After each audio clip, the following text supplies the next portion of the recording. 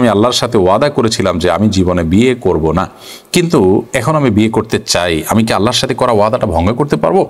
আল্লাহর সাথে কিভাবে ওয়াদা করেছেন আপনি? আল্লাহর সাথে ওয়াদা করা মানে হলো আপনি মনে মনে বলেছেন, অথবা আল্লাহকে বলেছেন আল্লাহ আমি করবো না, এই তো এইরকম এটাকে বলা ইচ্ছা।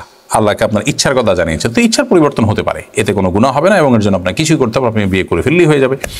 আর যদি আপনি আল্লাহর কাছে শপথ করে থাকেন যে আল্লাহর শপথ আমি বিয়ে করব না, তাহলে সেক্ষেত্রে আপনি এখন বিয়ে করলে শপথ ভঙ্গের যে কাফারা সেটা দিবেন, আপনি 3টা রোজা রাখবেন কিংবা 10 জন মিসকিনকে খাদ্য দান করে দিবেন, বাস, তাহলে সেক্ষেত্রে আপনার কাফারা আদায় হয়ে যাবে এবং আপনি বিয়ে করতে পারেন।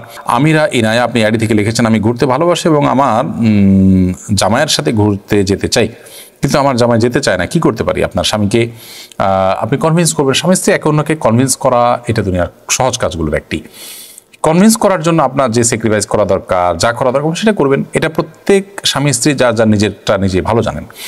তারপরও যদি একেবারে তিনি বেলাইনের হয় যে তাকে কোনোভাবে কনভিন্স করা যায় না, তাহলে সেক্ষেত্রে আপনি নিজের চাহিদাকে কন্ট্রোল করেন অথবা অন্য কাউকে তাকে বোঝান। দুনিয়াতে সব শখ পূরণ করে ফেললে তাহলে জান্নাত কেন? কিছু শখ তো আমরা জান্নাতের জন্য, আখিরাতের জন্য রাখতে হবে, যে আমি এটা বেটাবেলা হচ্ছে না, অতএব আমি সবর করবো, ধৈর্য ধারণ করবো, আল্লাহর বলে আমাকে জানাতে দেবেন ইনশাআল্লাহ তাআলা। আদিয়া যে আইডি থেকে আপনি লিখেছেন, আমি প্রাপ্তবয়সী হওয়া সত্ত্বেও আমার বিয়ের কোনো পথ খুঁজে পাই না, অথচ আমার চেয়ে ছোট অনেকের বিয়ে হয়ে যাচ্ছে বা গেছে, আমি হতাশাগ্রস্ত। আমাকে কোনো আমলের কথা বলবেন যাতে তাড়াতাড়ি বিয়ে হয়ে যায়? প্রথমত আল্লাহ তাআলার কাছে সাধারণভাবে দোয়া করতে থাকবেন, চোখের পানি ফেলে, যে আল্লাহ তাআলা আমার জন্য আপনি এটা বিহিত করুন এবং আমার বিয়েটাকে সহজ করে দিন। আপনি আল্লাহর কাছে দোয়া করতে থাকবেন এবং প্রচেষ্টা হতে থাকবে সঠিক পদ্ধতিতে। অনেকে অতিরিক্ত বাছাবাছি করেন, আবার অনেক সময় দেখা যায় ব্যাটে বলে হয় না, ধৈর্য ধারণ করতে হবে এবং সবর করতে হবে, সেই সাথে দোয়া অব্যাহত রাখতে হবে। ফারিয়া ইসলাম খুশবু আইডি থেকে লিখেছে, আপনি কি আমল দ্বারা দোয়া কবুল হবে? দোয়া কবুলের কিছু সময় আছে, সেগুলো দোয়া কবুলের জন্য গুরুত্বপূর্ণ। আবার দোয়া কবুলের জন্য দোয়ার আগে পরে দুরূদ পাঠ করা, আল্লাহর প্রশংসা করা, সেটা খুবই গুরুত্বপূর্ণ।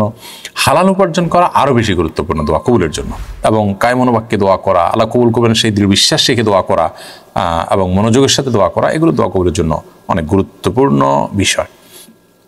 তানজুমান আক্তার তামান্না আপনি লিখেছেন, কোনো মুসলিম কি অপর মুসলিমকে জাতি, বর্ণ, গোত্র এবং পূর্বপুরুষ নিয়ে মজা করতে পারে?